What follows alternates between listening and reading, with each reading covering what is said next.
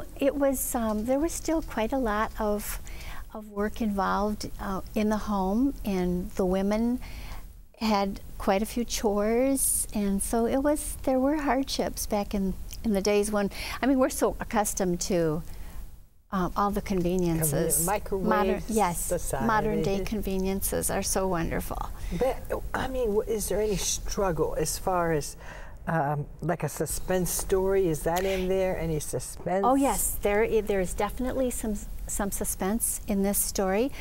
There's an element of suspense in that the divorced man, his wife sort of comes back into the picture, his ex-wife, I should say, and she has fought for the shipbuilding company that he owned. He owned and operated a shipbuilding company when he lived in Connecticut.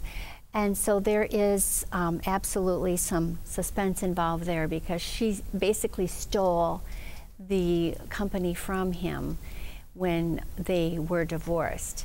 And so she fights to keep that.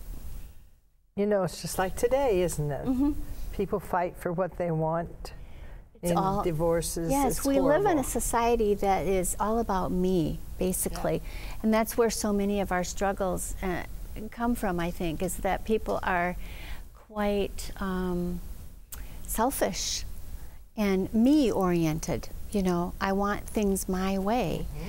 And when that happens, we run into a lot of conflict and struggles in life. Instead of putting Christ first, people tend to want to put themselves first. Exactly. Why should I want to read this book? Well, I think it's a good book, actually. And I feel like in all of my books, really, that God is the one who's given me the ideas. He's given me the passion to write. And if it weren't for the passion that He's given me to write, there wouldn't be any Charlene MacLaren books. This is actually about my 10th book. 10th book? Mm-hmm. Yes. Wow. Yes, so, definitely. And are they all novels? All novels, yes. It's about it's my 10th fiction. Mm-hmm. How do you do that? I mean, you have to sit there, and I bet you in English in school, when they said write a story, I bet you always got the straight A pluses because you could write good stories. Well, I've always had a vivid imagination, and that's a gift. It really is a gift. Mm-hmm. That is a gift. It's a gift that I have to attribute to the Lord. Well, she writes great stories. You want this book. It's called Abby Ann. It's part of the Charlene MacLaren series. And we're going to be talking more about this when we come back, so don't go away. We'll see you in a minute. Abby Ann is a hard-working woman in a time that women are campaigning for their rights. In this third book of the Daughters of Jacob Cain series, Abby endures threats and the difficulties that arise for women of her time who are learning to overcome abuse.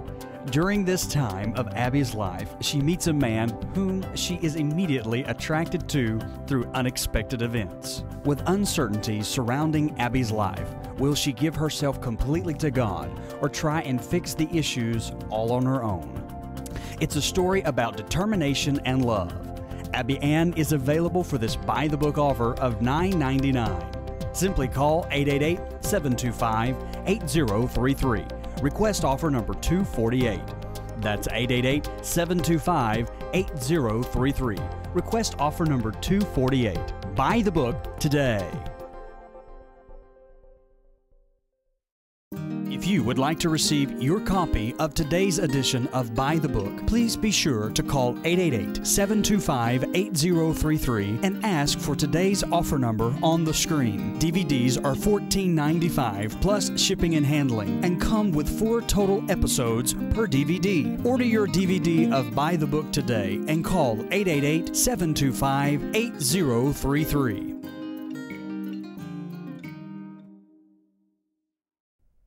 Welcome back to Buy the Book. Our special guest today, it's a novel, and it's Abby Ann.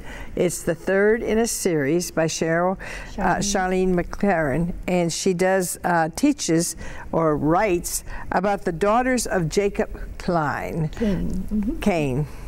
And Jacob Cain is a store owner, has daughters, has $3, how you like that? Has 3 daughters, and each one of them you've written a story about. Yes.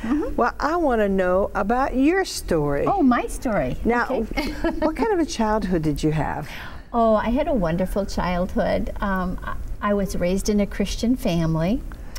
I didn't make Christ my own, though, until I was a older teenager. What happened? I think I kind of just sailed along on my parents' coattails, as you would say. But I knew that at some point in time in my life, I would need to make a decision to follow Christ, to ask Him to come into my heart and into my life and be Lord of my life. And I did that when I was about 17. And my life has been just a wonderful testimony to His love, His mercy, His grace. And yeah, I was a school teacher. You taught grades? I taught 2nd grade and 4th grade. And I actually taught for 31 years. I retired in the spring of 2003. And it was 10 years ago, in the year 2000, that I began to pray and ask God, what would you have me do, Lord, after I finish my career as a teacher? Because I knew that my career would be coming to a close within a couple of years.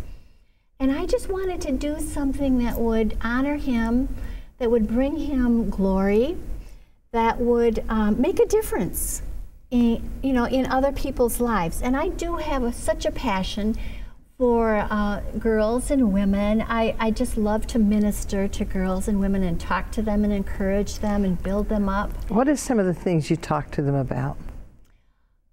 Well, whenever I can find an opportunity to encourage. So you're an encourager. I think I'm an encourager. I think that's one of my gifts, is being an encourager. And I ask the Lord, kind of getting back to how I became a writer, I asked the Lord to show me what He would have me do after I finished my career as a teacher. And to tell you the truth, I had a dream in the summer of 2000 that I had written a book. And I thought, that is the strangest dream. Why would I dream that I had written a book? And it was a novel. And I really had not dabbled in writing fiction since I was a junior in high school. That was the last time I had tried to write fiction. And when I was in high school, I could fill up a whole spiral notebook. I would just write longhand, and I just fill up the whole notebook, and my girlfriends would read my stories, and they would say, "Oh, Char, these are great stories. Write some more." Stories. Yeah, and they were just silly little teenage romances, But I had fun.